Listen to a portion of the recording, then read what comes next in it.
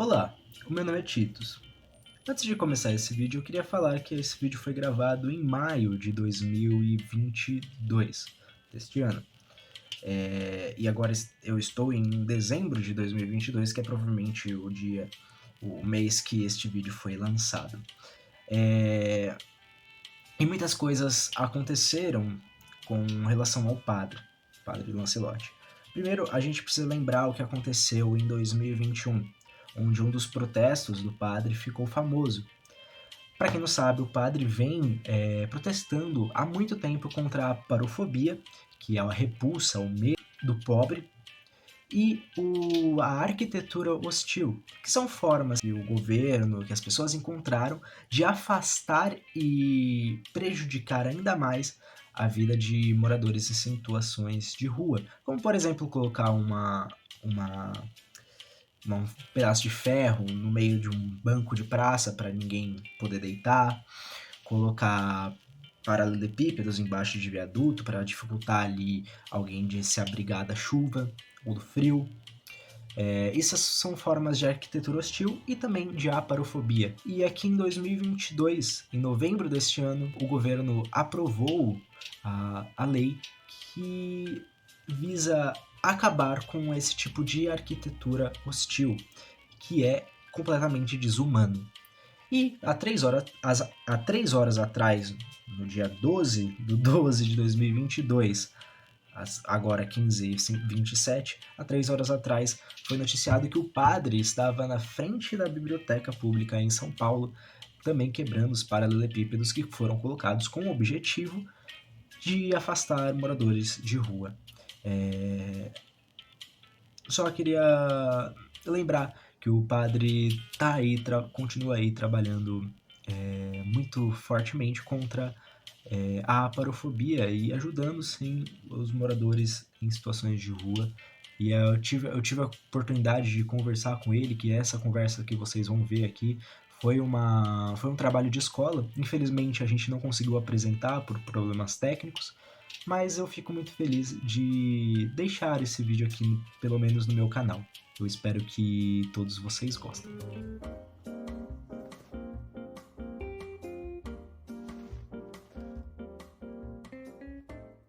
Tá. Bom, a gente Agora queria... não pode tirar a máscara aqui dentro, que eu vou te ver. Como é teu nome mesmo? Tiago. O Tiago é tímido? Não.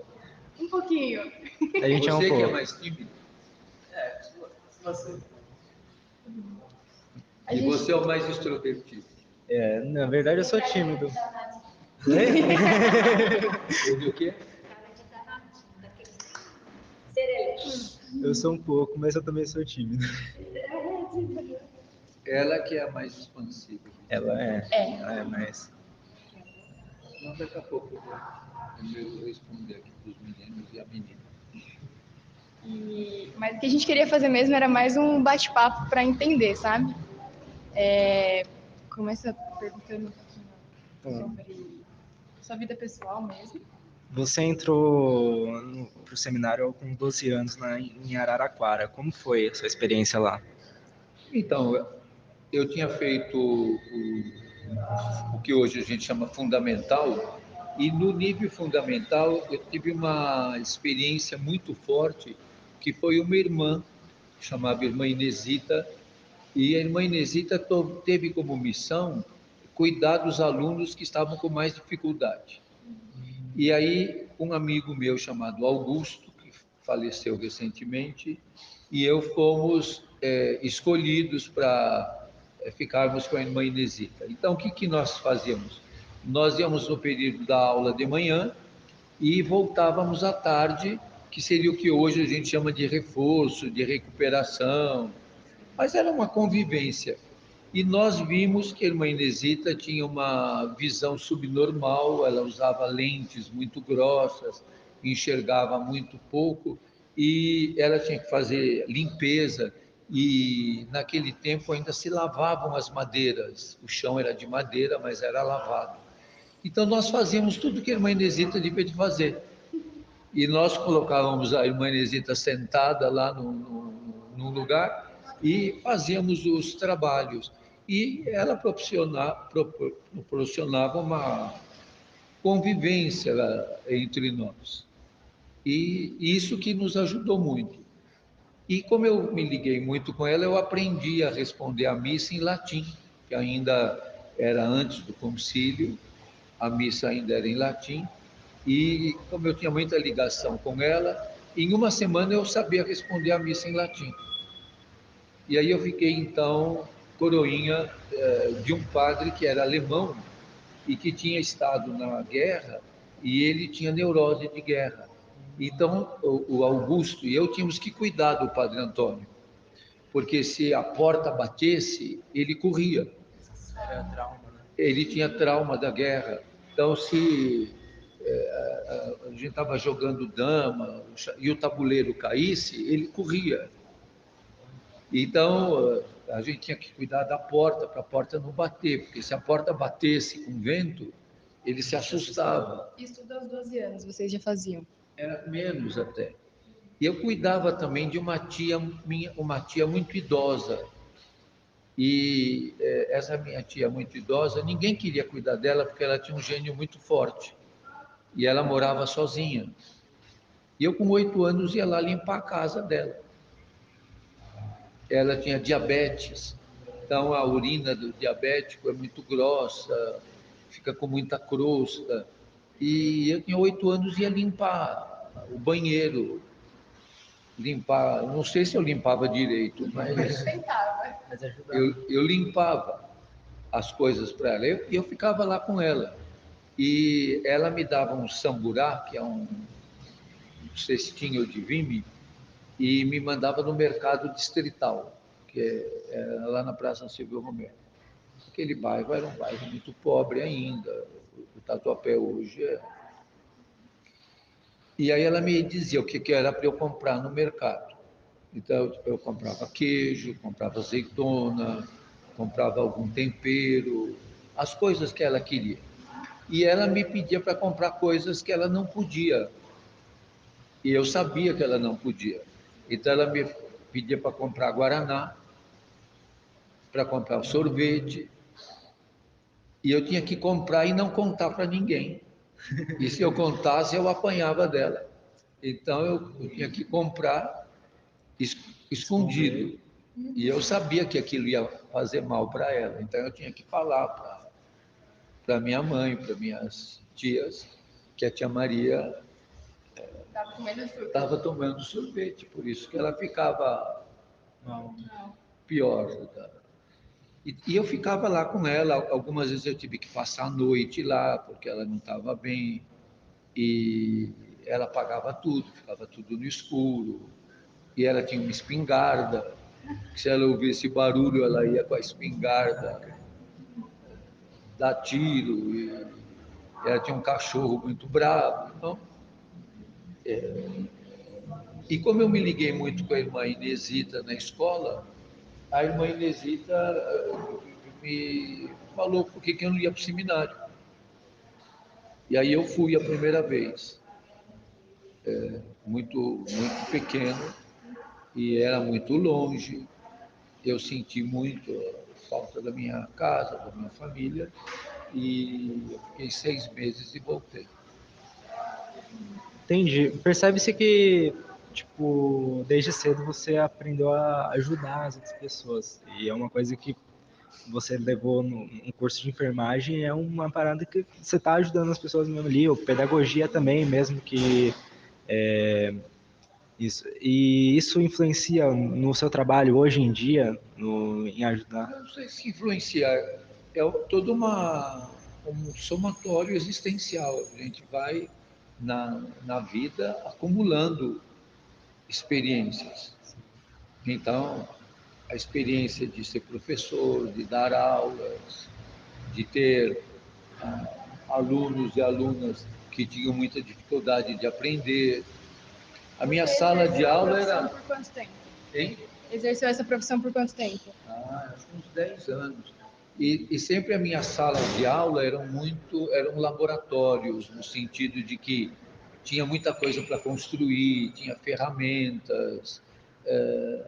As minhas salas de aula sempre eram em círculo, e tinha uma mesa no meio com todo o material comum. Então, o material não era de ninguém, todo mundo podia pegar o material lá do meio e usar e pôr de volta. Um sentimento de grupo, assim. Então, tinha muita parte lúdica, muita parte de dança, muita parte de dramatização. Não sei se vocês conhecem aquele disco do Chico Buarque que chama Saltimbancos, que tem todas umas músicas. A gente, no fim, fazia dramatização de todas aquelas músicas. Legal. Então, tudo aquilo a gente tornava plástico e vivencial e vivia aquilo, dramatizava tudo aquilo. Então,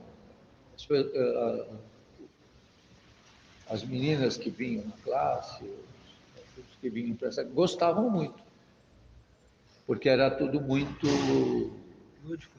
lúdico, era uma aprendizagem lúdica e não uma aprendizagem É formal, assim. chata, de De cobrança,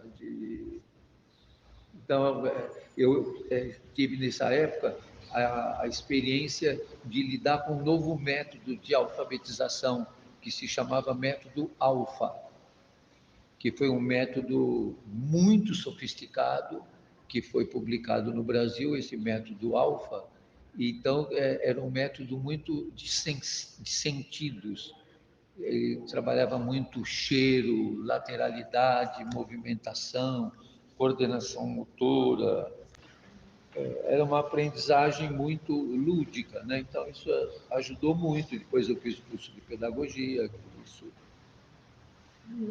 E como que isso tudo chegou até o senhor virar padre? Como Então, que isso isso foi é uma escalando? construção existencial. Não tem assim um momento que diz, olha, esse momento. Sim, mas como que isso foi escalando? Por exemplo, você falou, não, agora eu vou... São decisões que a gente vai tomando nos relacionamentos que tem, nas escolhas. Assim, eu não fico pensando, é um chamado de Deus, uma coisa mística. Não, é a vida. Então, para você seria Eu como podia escolher ter qualquer outro tipo. escolhido outra coisa. Sim, isso que eu ia perguntar agora. É A como vida escolher vai qualquer outro levando. tipo de profissão. É. Talvez eu continuasse na parte do magistério. E depois que o senhor virou padre, como que começaram essas ações sociais que o senhor tem com os moradores de rua, Já eu tinha antes. antes de virar padre? É. Mas como que isso se iniciou? Foi um projeto Isso pequeno? foi, as atividades que eu fiz sempre foram ligadas nessas situações. Eu nunca tive experiências de lidar com uma população completamente fora dessa situação.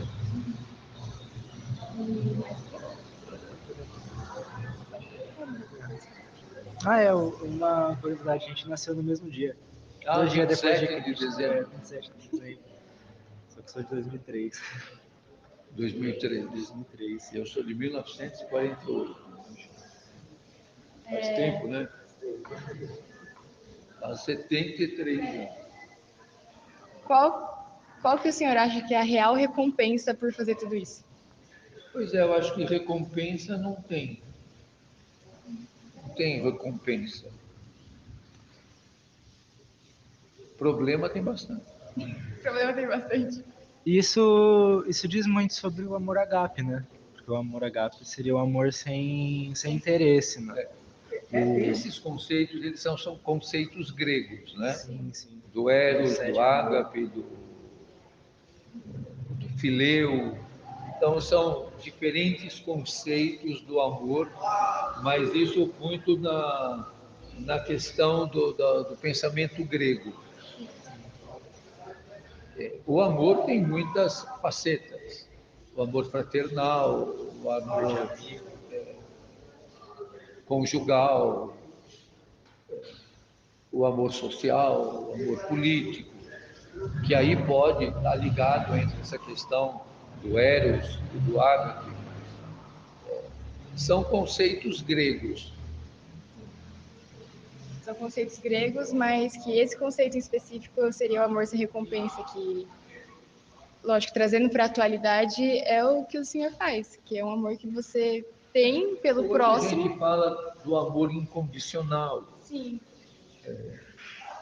mas mesmo esses conceitos, eles têm que ser vividos de maneira existencial.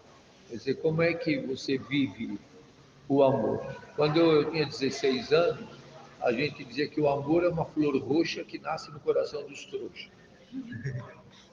Gostou, né? E acho que na idade que vocês estão é difícil de entender o que é o amor.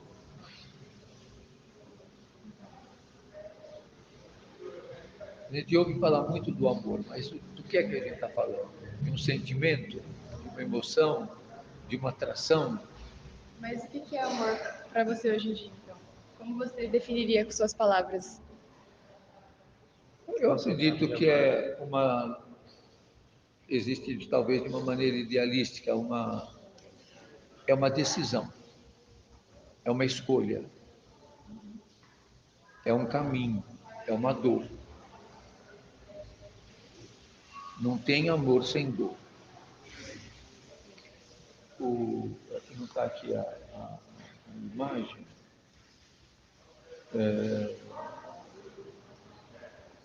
Eu convivi durante muito tempo com as crianças da Casa Vida, que eram crianças com HIV e AIDS, que nasceram, e muitos deles morreram. E um deles, o Daniel, ele me pediu um dia para vir aqui à igreja, mas ele não conseguia caminhar. Eu trouxe ele no colo. E paramos bem aqui, é que a imagem que estava aqui não está aqui nesse momento, que é a imagem do coração de Jesus. Você sabe como é a imagem do coração de Jesus? Não, não sei. Ela está aqui na secretaria agora, depois eu vou te mostrar. Que aparece o coração. Jesus mostrando o coração. E o Daniel olhou muito aquela imagem e me perguntou, por que o coração dele é para fora? Por que a gente vê? Eu não vejo o teu coração. Por que na imagem do coração de Jesus eu vejo o coração? Você sabe como é essa imagem? Deixa eu ver Sim, se sim. eu... Confesso que quando eu Eu era me pequeno eu recordo. tinha medo dela. Ah, você tinha medo? Porque o coração estava aparecendo. Quer dizer, fica aparecendo como? É estranho, não é? E pro olhar de uma criança, na minha época, na minha infância, eu tinha medo disso. Era uma criança medrosa. Interessante, você tinha medo. Eu tinha, O que você achava? não sei, eu achava aquela figura meio um pouco mórbida, não sei, um coração assim, Ah, sim. o olhar fixo. Não, eu não tenho mais medo hoje. Você não tem mais medo. Hoje eu não tenho.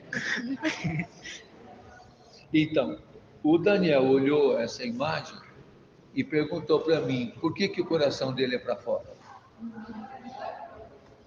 Eu falei assim, na hora que me ocorreu, eu vou dizer, o coração dele é para fora porque ele ama muito. Quando a gente ama, o coração é para fora. Ele falou, "Ah." Aí ele perguntou, e dói? Isso era uma coisa que ele conhecia muito, a dor. Eu falei para ele, dói. Não tem amor sem dor. Tem até a Tem coroa. espinho, tem fogo, está saindo sangue. Amor dolorido. Não tem amor sem dor. Tem uma imagem que eu gosto bastante de Jesus, que ele está no tempo que ele ficou 40 dias sem No comer, deserto. no deserto. E aí mostra as pedras que ele poderia transformar em pão, e ele está num olhar meio contemplativo. E a interpretação dessa imagem é que seria que ele estaria decepcionado com a interpretação que fariam da palavra dele no futuro. Algumas pessoas usariam, Essa distorceriam é ele vista para... como uma das tentações. 40 quer dizer que durou a vida inteira. 40 é um número simbólico, porque é por isso que tem 40 anos no deserto, choveu 40 dias, Jesus ficou 40 dias esperando para subir de volta para o céu. 40 é um número simbólico. que quer dizer é indefinido. E uma das tentações que Jesus teve na vida dele foi de resolver os problemas de maneira imediata. Então, você está com fome, eu sou Deus, não sou, transforma a pedra em pão. Então, ele não aceitou esse tipo de tentação, que é a tentação do êxito, do sucesso, a tentação de resolver os problemas de maneira tranquila. Para finalizar, para não te atrapalhar, uma mensagem que você tem para a nossa juventude? Que vocês tenham coragem, viu, de enfrentar os desafios que vocês têm que enfrentar, porque eu acredito que são muitos e não são fáceis. Mas não desanimem, enfrentem. E não vai ser fácil, não. Ainda mais nesse momento tecnológico, nesse momento de muito descarte, de muita exclusão, vai ser difícil. Obrigado. Obrigada. A gente fica muito Não contente. sei se eu dei um ânimo para vocês ficaram mais preocupados. Um ânimo, com certeza. A gente fica muito feliz de ouvir isso de uma pessoa mais experiente, não só pelo tempo vivido, com todo respeito, mas também pelas experiências que você teve, que a gente estudou um pouco sobre a sua vida. A gente fica muito contente. Agora, eu gostei dos Saber. teus anéis. Quer um para você? Não, eu achei bonito. E achei bonito a tua unha também. Quer um sorrisinho? É uma forma de protestar? De me expressar. De expressar. De expressar é uma coisa que era... Seja livre. Sempre expresse o que você quer expressar. Era uma coisa que era voltado só para o feminino e quem disse que tem que ser assim? Pois. Questione. Confesso que quando você falou a mensagem final, assim, eu voltei a ser aquela criança medrosa. Não tenha medo, não. Que assim, não seja imprudente, mas não tenham medo, enfrentem. Não tenham medo do que vocês sentem. Não embarquem em tudo que falam para vocês. Questionem. Sejam livres. O amor nos faz livres. Não existe amor sem liberdade. Obrigado. E o amor não nos obriga a nada. É isso.